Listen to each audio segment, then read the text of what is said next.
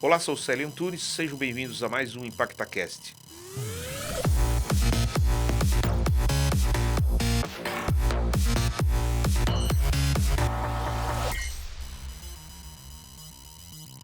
Eu sou Célio Antunes, fundador e CEO do Grupo Educacional Impacta Tecnologia, sou engenheiro eletrônico, administrador de empresas. Estamos hoje aqui em mais um episódio aqui da ImpactaCast. Estamos recebendo Marcelo Pirozelli, que é administrador de empresas, também tem MBA em gestão estratégica de pessoas, e que tem bastante coisa aqui importante para falar para nós hoje aqui, trocarmos ideias. Ele também que é professor da Faculdade Impacta Tecnologia nas disciplinas de Soft Skills, que hoje é um assunto, a gente vai falar muito sobre isso, não é só o hard skill que é importante, hoje as empresas estão muitíssimo preocupadas com os soft skills. Dizem no mercado que a pessoa pode ser contratada por hard skills e ser demitida por soft skills.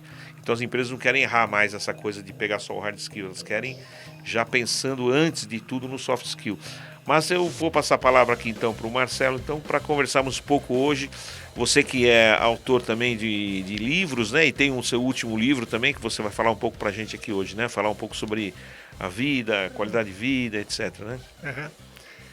Bom, Célio, obrigado pela oportunidade, por estar aqui batendo esse papo com você e por poder transmitir alguma das ideias que eu tenho sobre a importância dos soft skills, né, que é o termo como ficou conhecido no mercado, no desenvolvimento da carreira, né? E eu acho que a primeira coisa que a gente pode desenvolver um pouco o raciocínio é justamente sobre a etimologia da palavra aí, né? Que na hora que a gente vai traduzir soft skills ao pé da letra, não funciona muito bem no Brasil. Então, tem basicamente duas traduções que são basicamente aceitas, né? Habilidades comportamentais, algumas empresas tratam como habilidades comportamentais e outras empresas tratam como habilidades socioemocionais, né? Então, na verdade, quando você dá uma destrinchada, né, nesses termos, você chega numa conclusão que é o que eu explico no primeiro minuto de aula para os alunos que chegam lá na Impacta, que vão ter soft skills obrigatoriamente no primeiro semestre. Quase todas as matérias têm soft skills no primeiro semestre, que, aliás, acho que foi uma sacada muito boa assim, da Impacta. Foi enxergar à frente de novo, perceber que, independente de se a pessoa vai se formar a cientista da computação ou se está fazendo um tecnológico em algum outro curso de 2 anos e meio, de um jeito ou de outro, não importa se é um bacharelado, se é um tecnológico, todos eles têm soft skills no primeiro semestre e isso nivela muito, faz com que esse network fique mais homogêneo, assim, fica mais fácil quando as pessoas estão na mesma página, têm o mesmo entendimento de uma coisa que é essencial, que é a nossa humanidade, né? Então, acho que quando eu vou traduzir para eles o que é o soft skills, eu vou no âmago dessa questão, como funciona o ser humano, né? Então, se você for por essa vertente do mercado que traduziu soft skills como habilidades comportamentais, então a gente pode sintetizar habilidades comportamentais em comportamento, certo? E o que é o comportamento, se não a materialização da mentalidade? Então, estamos falando de um curso sobre mentalidade. Se você vai por essa outra via, que traduziu soft skills como habilidades socioemocionais, nós estamos falando de sociabilidade, que seria a contração, né, do termo. Então, quando você junta mentalidade com sociabilidade, você chega em mentalidade colaborativa, que é um termo que eu uso nos programas in company da minha consultoria, que é desenvolver a mentalidade colaborativa, que algumas empresas ainda insistem em tratar isso como um diferencial competitivo. Eu não gosto muito desse termo, diferencial competitivo. Eu acho que o termo certo é atributo valioso. Porque se você tiver esse atributo e os seus clientes entenderem esse atributo na equipe de trabalho, não vai faltar clientes para essa empresa. Então, não precisa pensar de uma forma competitiva que vai levar a uma mentalidade combativa. E é aí que está a virada do jogo. Quando você consegue fazer essa virada numa equipe, eu fiz isso com equipes de centenas de pessoas, na época que passei pela Globo, pelo Itaú, trabalhei 5 anos na Globo, no startup da Globo.com, depois trabalhei 5 anos no Itaú, quando entrei no Itaú para criar o primeiro perfil do Itaú nas redes sociais. A gente começou com o Twitter, @Itaú 30 horas no Twitter, depois começamos a produzir vídeos para ensinar os clientes a usarem os aplicativos, a pagar com código de barras no smartphone e tal, através do YouTube, que foi o gancho para eu sair do Itaú. Eu acabei me mandando embora do Itaú para montar uma produtora de vídeos que misturava essas duas linguagens. A linguagem publicitária com a linguagem de treinamento.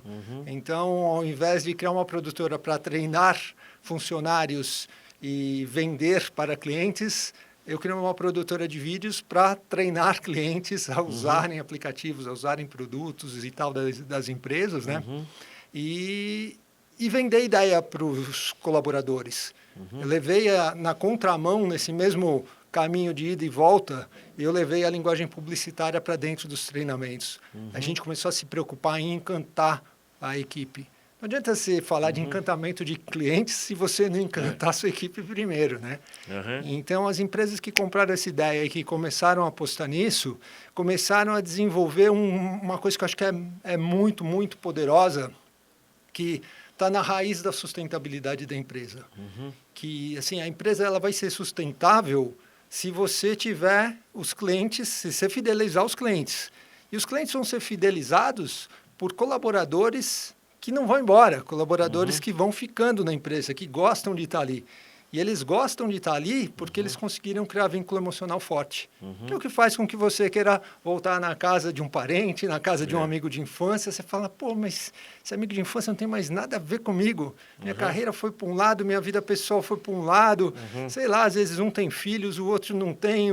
Um está trabalhando com alguma coisa relacionada à saúde, o outro está trabalhando com comércio. E os caras gostam de se encontrar e gostam de estar junto. Eu, pelo menos, tenho 15 amigos de infância que a gente até hoje mantém ali, pelo menos no grupo do WhatsApp, os 16 estão unidos. E de vez em quando, no aniversário de um filho, casamento de alguém, a gente se junta de novo. Difícil juntar todo mundo, mas tem esse vínculo. Quando você leva isso para o mundo corporativo, criar esse vínculo emocional forte, nossa, é a pedra fundamental, assim. Pessoas que conseguem criar vínculos emocionais fortes vão pensar muitas vezes antes de sair de onde estão para ganhar 10, 20, 30% a mais. É lógico que se for uma experiência em outro país, numa carreira que o cara vai dar um salto na carreira, ok, beleza, é bem possível que a pessoa abrace a oportunidade, mas não vai ser por causa de um pacote de benefícios ou por um salário 20%, 30% melhor que o cara vai sair daquele ambiente de segurança, daquele ambiente de respeito e confiança mútua, onde ele sente que ele criou vínculos emocionais fortes, né? Então, no curso de Soft Skills, a gente começa já de cara falando sobre isso. Quando eu traduzo Soft Skills para o português, tá, vamos chamar de habilidades comportamentais, vamos contrair habilidades comportamentais para comportamento. Comportamento é a materialização da mentalidade. Que mentalidade vai ser útil para construir um mundo melhor? A mentalidade colaborativa. E aí eu trago cases ao longo do curso, como, sei lá, por exemplo, o SEALs, que é um benchmark de equipe orgânica no mundo, né? O SEALs é a tropa de elite da Marinha Americana, né? São os caras que caçam Bin Ladens por aí, né? E você vai entender como é que esses caras funcionam, como que eles conseguem ser eficientes a ponto de capturar um terrorista, porque assim, matar um terrorista é uma coisa, capturar um terrorista vivo e armado é outra completamente diferente. Como é que os caras chegaram nesse nível de eficiência? E aí você vai entender os fundamentos que estão por trás do relacionamento entre esses caras. E assim, o que eles conseguem fazer depende muito de que todos tenham essa mentalidade colaborativa.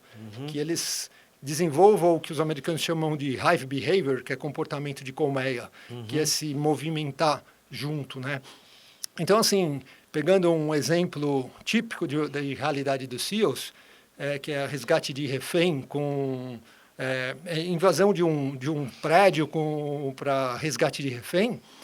Esses caras que estão ali naquela tropa, que são os tops dentro dessa tropa de elite, eles estão com a mentalidade muito modelada para a liderança fluida. E essa liderança fluida, ela exige uma subordinação dinâmica. O que quer dizer isso? A liderança ela vai ser fluida em função das características do ambiente Então, por mais que eles tenham uma capacitação 20 vezes mais cara que um soldado de exército normal, ainda assim eles são seres humanos com uma certa limitação de o que dá para aprender. Então, assim, alguns dominam obviamente tem alguns idiomas que todos dominam, mas tem alguns que são especialistas em um determinado idioma, outros são especialistas em determinadas culturas. Da mesma forma, na hora de fazer uma varredura de um prédio, tem quem é especialista em incêndio, tem quem é especialista em demolição. E aí o cara que se sente mais à vontade levanta a mão e se oferece para ser o líder. Olha que bacana esse conceito. Ele se oferece para ser o líder. E quando ele se oferece para ser o líder, o conceito da subordinação dinâmica é de que todos os outros não piscam o olho para acatar essa liderança. Tá. Então a coisa é orgânica, a coisa funciona. Qual a importância disso para um aluno de 17, 18 anos que está no primeiro semestre de um dos cursos da Impacta? É entender que hoje em dia os squads são formados por pessoas diversas da empresa, onde de repente o único cara de tecnologia pode ser que seja um estagiário ou que seja um analista júnior. Então esse cara tem que estar com a mentalidade formatada já preparada para lidar com essa liderança fluida. Para quando chegar num determinado ponto do projeto, que alguém fale para o cara de tecnologia, seja esse cara de tecnologia um gerente ou um analista júnior, e aí, o que você acha melhor? Como que a gente vai fazer isso aqui? De repente, não é um gestor ou um diretor do financeiro, do marketing, que vai saber a coisa certa. É o cara que entende minimamente de tecnologia naquele grupo de trabalho. Então, assim, a gente está destruindo, Célio, no dia a dia dos cursos. A cada semestre eu vou percebendo isso, porque depois tem um outro lado que eu colho os frutos que eu planto na sala de aula, que é estar cuidando do núcleo de carreiras da Impacta. A molecada vem me procurar, eu falo molecada, mas tem muita gente da minha idade em transição de carreira que também vem procurar para pedir mentoria lá no núcleo de carreiras e tal, e você acaba acompanhando, vendo as conquistas das pessoas, vendo que aquele cara que estava com o sonho de migrar para uma multinacional como a Microsoft conseguiu migrar. E o quanto essa mentalidade colaborativa foi importante, né? Então, assim, olhando com esses dois chapéus, vamos dizer assim, com o olhar do professor de soft skills, mas também com o olhar do responsável pelo núcleo de carreiras, onde pela mentoria eu vejo o desdobrar, nossa, é muito gratificante ver que quem quebrou aquele paradigma de que eu não consigo liderar, eu não nasci para liderar, ou eu não nasci para criar, é outro mito também que o mercado não funciona mais assim. Não é questão de seleção natural ou de diferencial competitivo. Eu não gosto muito de pensar a coisa como se fosse uma selva, sabe? Eu não acho que é isso. É só uma questão de funcionalidade. É o lance que eu falei do atributo valioso. Assim, a mentalidade colaborativa ela é um atributo valioso e ela deriva da mentalidade criativa, que deriva do foco. Então, assim, não por acaso, na capa do livro, eu coloco essa camiseta aqui para vender essa ideia da respiração, porque é a base. Então, assim, imagina você chegar num curso lá da Impacta à noite, onde além dos garotos de 17, 18, 19 anos, tem marmanjos de 30 e poucos, gente da minha idade em transição de carreira, que resolveu ir para a tecnologia e tal. E aí você abre a sala, como já aconteceu, sei lá, às vezes alguém da faculdade está acompanhando, um gerente de RH, alguém que veio para visitar, você abre a sala, está todo mundo de olho fechado, né? Silêncio, todo mundo de olho fechado, respirando. Aí você fala, pô, o que isso tem a ver com tecnologia? Tudo, meu amigo, porque se você não desenvolver essa capacidade de concentração, você não cria. É verdade. Se você não cria, não gera abundância, não tem colaboração. Ninguém quer dividir a escassez. Todo mundo quer dividir a abundância, né?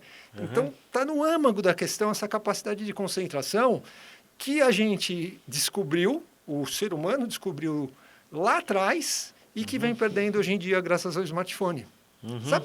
Você sabe quando que, historicamente, quando que o ser humano começa a desenvolver o potencial criativo? Eu acho que, sei lá, quando que pode ter sido o início disso tudo? Será quando inventou a roda? Ou quando o homem criou a matemática, não sei.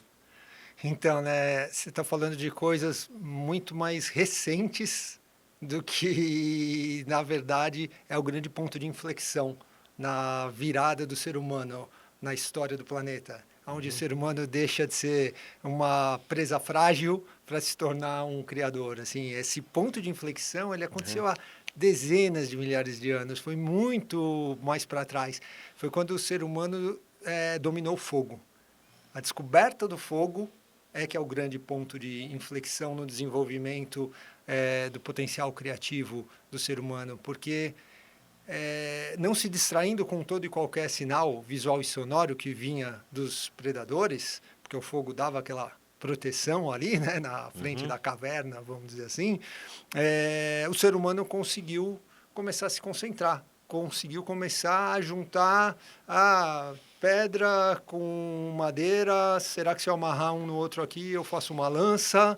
Uhum. E essa construção de ferramentas que começa ali, Uhum. na idade da pedra lascada, ela vai chegar aqui nas máquinas autônomas, que são a fusão aí de inteligência artificial com robótica. Uhum. Então, assim, o ser humano começou e não parou mais. Uhum. E nesse processo, até chegar nas máquinas autônomas, Uhum. passou por essa pequena praga aqui, Uhum. que são os smartphones. Que, Uhum. assim, por um lado, não merece ser chamado de pequena praga, porque é a ferramenta mais genial que o ser humano inventou. Na verdade, é Uhum. uma caixa de ferramentas, está É, tudo aí. é. Mas, por outro, é um predador do nosso sistema cognitivo, do nosso potencial criativo. E, Exatamente, é. Ontem eu estive num evento do Life ABRH, que nós, inclusive, fomos patrocinadores ouro, e aí a palestrante lá estava vendo todo mundo mexendo coisa, ela estava falando e eles estavam dizendo, pessoal, vamos deixar o smartphone aí, você está roubando o teu tempo, tá roubando a tua atenção, a gente está aqui discutindo um evento, a gente está aqui dedicado e vocês precisam absorver o que eu estou falando, e, né, porque as pessoas querem fazer tudo ao mesmo tempo e perde a concentração, perde o foco, perde a energia. Isso tem tudo a ver. Então, eu acho que a gente tem que se policiar, né? Até ela falou sobre o burnout, né? Porque uhum, assim, você começa a ter uma série de coisas, energia sugando e tudo quanto é fonte, falta de foco, né? Baixa produtividade e isso vai acabar acarretando em problemas até de saúde, né? uhum. Então eu acho que realmente a gente tem que se policiar. No teu curso, vamos falar sobre o teu curso de soft skills, né? Que você tem, inclusive, na Faculdade Impacta. Qual que é o objetivo? O que você desenvolve? Como é que é a linha de trabalho desses cursos? Então, assim, o curso ele tem uma estrutura muito bem pensada, muito bem definida, que vai levar desde o autoconhecimento até o aumento da empregabilidade. Então, Uhum. assim, acho que a forma como a gente estrutura as atividades contínuas, que são aquelas atividades que são feitas ao longo do semestre, antes de chegar ali na prova oficial, que conclui o semestre, elas vão costurando, elas vão fazendo esse, elas vão alinhavando essa ideia de o autoconhecimento é a base de tudo para você chegar no final e aumentar o potencial de empregabilidade desse aluno. Uhum. Então, assim, eu vi uma frase uma vez de um café da manhã aí que o Pedro Paulo organizou com um grupo de empresas que a gente vem trazendo para aproximar do ecossistema da Impacta, para fazer essas atividades que a gente faz, palestra. Agora a gente está inaugurando aí um produto novo que a gente testou semana passada, que é uma espécie de recrutamento express que acontece naquelas 3 cabines Uhum. que tem ali no campus da faculdade, que acabou a palestra, os alunos já vão conversar com 3 pessoas do RH. Então, assim, no núcleo de carreiras a gente tem essa missão de diminuir essa distância entre o mercado de trabalho e o Uhum. ambiente acadêmico. Então, nessas iniciativas que a gente faz ali, que aproximam para que essas iniciativas aconteçam, a gente tem que conversar com as empresas antes. E uma das Uhum. iniciativas que o Pedro Paulo teve ali à frente, né, da direção, né, acadêmica da faculdade e tal, é criar eventos com as empresas. Um deles é um café da manhã, onde a gente senta com donos de empresas, gerentes de RH e tal, e ouve esse pessoal falar. Isso riquíssimo, assim, para que eu possa fazer um bom trabalho no núcleo de carreiras. E eu ouvi uma frase no último café aí que a gente fez, no último encontro que a gente teve com esse pessoal, eu ouvi uma frase que foi a seguinte: um currículo bom é um retrato falado. Uhum. Eu já pensava assim, mas eu nunca tinha conseguido sintetizar isso numa frase tão boa. Porque, sabe, é isso. Quando você lê o currículo de uma pessoa, você tinha que poder, se fosse um retrato falado, você tinha que poder desenhar, né? Você tinha que poder realmente falar, pô, é isso, entendeu? E você não vai fazer um bom retrato falado se você não se conhece. Então, assim, começa com o autoconhecimento. Então, acho que lá no comecinho do curso, no Oi, a gente traz essa importância. Por isso que eu gosto tanto da questão da respiração, porque é negócio tanto de chamar de meditação o que eu ensino no livro, nos meus cursos aí, eu chamo de respiração meditativa diária, que é uma prática que você diariamente vai aprendendo a ficar sozinho, que seja 20 minutos, é 1%, né? Pô, caramba, 1% do dia. O dia tem 24 horas. 20 minutos é 1,4% do dia, não é nada. Dedica 1% do dia para você, que você vai ver quanta coisa aconteceu nas últimas 24 horas e que você nem percebeu que uma tem a ver com a outra e que dá para ligar pontos. Então, assim, quando eu ensino isso para os alunos e o cara leva a sério, o cara começa a praticar, o cara me procura, vem pelo WhatsApp, vai lá no núcleo de carreiras, me liga, fala, Marcelo, isso aqui está mudando a minha cabeça. Está mudando o jeito como a minha mente funciona. Estou mais criativo, estou tendo mais ideia e tal. Foram os benefícios colaterais positivos de gestão das emoções, né? Mas começa com autoconhecimento. E vai terminar lá na outra ponta com a questão da empregabilidade. Porque a partir do momento que o cara já se autoconheceu, que o cara consegue olhar para o currículo dele pensando esse conceito do retrato falado, eu tenho que transmitir quem eu sou, não só o que eu estudei, o que eu trabalhei, o que eu estou fazendo, mas passar essa essência. Quando chega lá na ponta, ele tem que transformar esse currículo em uma peça de uma campanha publicitária. E isso não está ainda na cabeça da maioria das pessoas no mercado. Essa campanha publicitária que eu falo, ela tem o currículo como uma das peças da campanha. A outra peça é, obviamente, o LinkedIn. No nosso universo aí de tecnologia, é o GitHub, lá onde ele vai pendurar o portfólio. E um outro elemento que, assim, eu te falo que é quase 100% dos alunos no primeiro dia de aula. Aluno de primeiro semestre, chegou na faculdade, primeiro dia de aula de soft skills, eu peço para levantar a mão quem tem um vídeo de 1 minuto gravado. Um vídeo que está pronto, onde ele se apresenta em 1 minuto. Se, sei lá, de 30 a 40, um tiver, é muito, assim. Não tem, a maioria não tem. Pô, isso, hoje em dia eu uso isso. Você lembra do projeto da Scania? Daquele bootcamp? Sei. Talvez você fale um pouco para o pessoal saber aqui também. Então, São projetos bem legais, né? Então, na verdade, a Impacta Treinamentos atendeu uma demanda da Scania, que é um bootcamp de capacitação em Angular, que é uma linguagem, um framework, né? Mas vamos chamar de linguagem de programação, que a Scania queria desenvolver especificamente com um grupo de meninas. Então, a Scania tinha um plano de contratar 8 meninas para um programa de estágio. E para preencher essas vagas, ela queria o dobro, 16, que depois acabou arredondando para 20.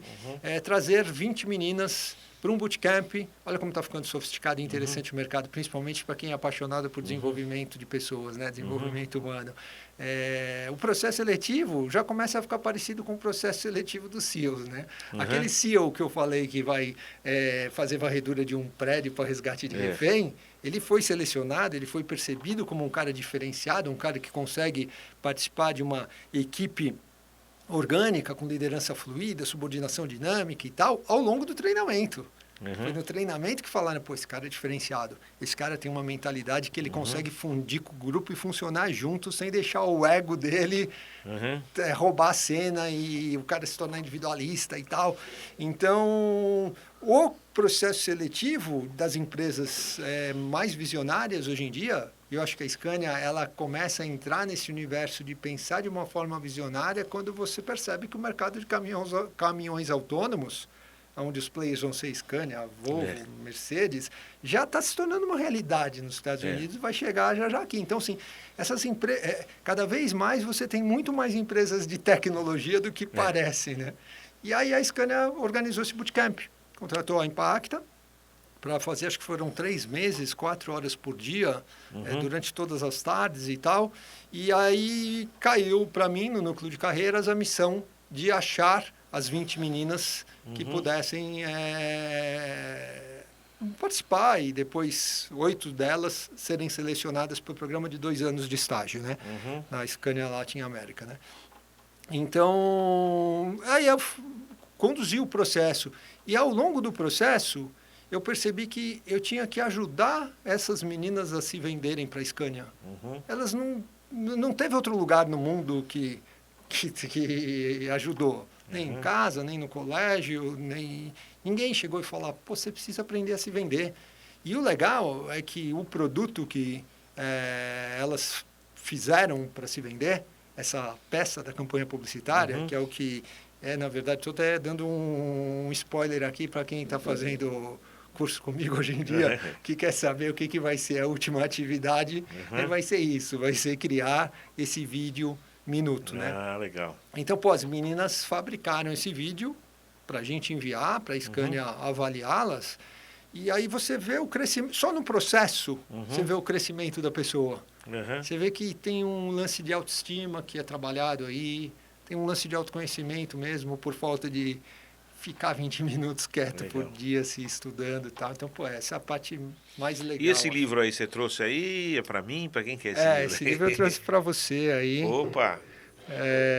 Na verdade, assim, ele é um e-book, né? Ele está na Amazon, né? Para quem tem um aplicativo Kindle, né? Você vai lá, você encontra esse livro.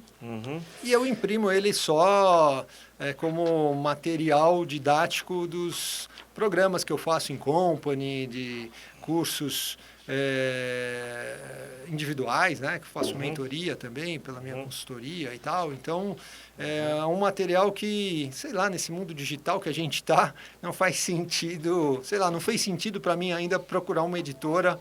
Acho que é uma ideia legal também, mas nem procurei ainda uma editora para produzir como livro. Eu tenho usado como material de apoio do curso. E o objetivo desse curso é essa questão de você olhar para a sua mente como um recurso. Que isso vai ajudar muito também a administrar o smartphone. Bacana, estou mostrando aqui, depois o pessoal dá um zoom aqui. E também tem uma frase, né, que você também cunhou aqui, explica essa frase aí que você cunhou. Quem não vive para co-criar um mundo melhor, sobrevive com o máximo de segurança e prazer que conseguir.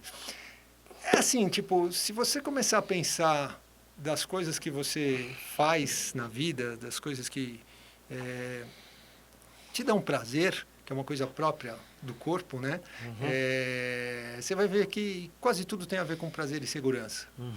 Você fala, não, eu gosto de beber um bom vinho e tal, mas pô, o mais importante para mim é plano de saúde. Beleza, o bom vinho é prazer, o plano de saúde é segurança. Então, assim, vai listando as coisas na vida que o dinheiro pode comprar e a maioria vai fechar nesse lance do prazer e segurança. Aí quando você vai entender o mundo animal, especialmente os mamíferos, não foge muito disso. Todos eles também buscam prazer e segurança. Agora, a gente não vive só na realidade objetiva, que nem os outros animais. A gente vive também numa realidade subjetiva. Essa dualidade da existência é o que faz o ser humano ser uma espécie muito especial, capaz de colaborar. Porque se a gente não acreditar numa realidade subjetiva, seja ela religião, nacionalismo, direitos humanos ou o próprio dinheiro, não existe a relação humana, não existe essa capacidade de colaborar de forma flexível e em grande escala. Porque que te garante que você vai que essa nota verde que eu estou te dando aqui, escrito $1, vai compensar essa, sei lá, fruta que você tem na mão para me dar em troca. É subjetivo, a gente vai construindo essas histórias e, através disso, a gente vai se conectando. E essas histórias foram ganhando proporções ao longo da história da humanidade é onde a gente chegou nos direitos humanos, nacionalismo, enfim. Né, o nacionalismo de um jeito saudável, né, que é o lance de que ser patriota não é ser inimigo do país vizinho. Ser patriota é proteger o teu, como é que se fala? Compatriota, né, a pessoa. Uhum. Então, eu acho que é esse o fio condutor do livro, assim. O livro ele começa falando sobre autoconhecimento, por isso que essa minha camiseta aqui ela é uniforme para dar aula, para Tá. fazer mentoria, para... Inspiro, expiro, não piro. Muito bom, hein? Bacana. Eu acho que essa é a mensagem que é a faísca, sabe? Legal. É o lance de você... E vamos autografar? Você vai autografar? Já você tá me dando o livro, então tem que autografar aí, né? Não, eu me estendi aqui porque realmente ter cruzado com vocês, né, os caminhos da vida terem se cruzado aí em 2017, que aliás é a data que você autografou o seu livro para mim. Quer dizer, primeiro eu conheci o Vitor, né, eu tinha um sócio, o Guto, que pegou um avião voltando dos Estados Unidos com o Vitor Parque, que foi CEO da holding Hyundai. E ele me apresentou para você, você me apresentou para o Pedro, e o Pedro Paulo um dia virou para mim e falou: teu sonho é criar uma escola, uma rede de escolas? Eu falo rede porque eu quero que seja uma coisa descentralizada, sabe? Com núcleos pequenos, uma coisa bem intimista mesmo, que ajude bastante assim no desenvolvimento humano e que tenha como base um aplicativo, um conteúdo global, mas com uma facilitação local, sabe? E aí, para pôr esse projeto em prática, o Pedro me deu a ideia de $1 milhão, né? Que tal você começar a dar aula? Para quem está aí, o ouvinte aí, ele escreveu: Célio, a sua história no desenvolvimento profissional é uma inspiração para a minha ambição de criar uma rede de escolas de desenvolvimento humano. Marcelo Pirozelli. Obrigado, valeu. Acho que nós chegamos já aqui aos momentos finais do nosso episódio aqui de hoje. Seria interessante se você dar uma última mensagem aqui de 1 minutinho, né, para quem quer buscar realização na vida profissional. O que você vê, que ele pode... Eu sei que o assunto é complexo, 1 minuto não dá para terminar, mas um fechamento aqui da nossa conversa. Eu acho que ter consciência de que a gente não veio nesse mundo a passeio, assim. Acho que é essa ideia de que todos nós temos um papel fundamental na construção de um mundo melhor, e a gente precisa de, 2 pedais. Acho que essa bicicleta ela funciona com 2 pedais aí. O desenvolvimento profissional e o desenvolvimento pessoal. Então, assim, obviamente, vivemos num mundo material, temos as nossas necessidades, e para isso a gente precisa desenvolver uma profissão, se reinventar nessa profissão constantemente e tal, para garantir, né, o sustento nosso, da nossa família. Mas a gente não pode perder de vista o nosso desenvolvimento pessoal. A gente tem que dar um jeito de fazer isso com prazer.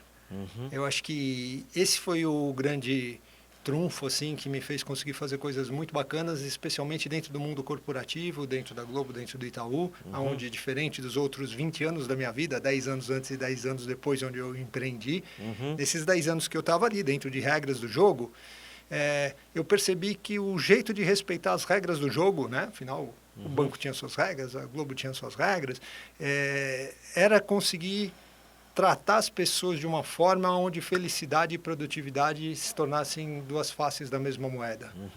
Onde eu conseguia entregar a expectativa de resultados da empresa quase que como uma consequência natural daquela pessoa estar no lugar certo, daquela pessoa estar se autorrealizando e, como consequência, entregar a melhor performance, né?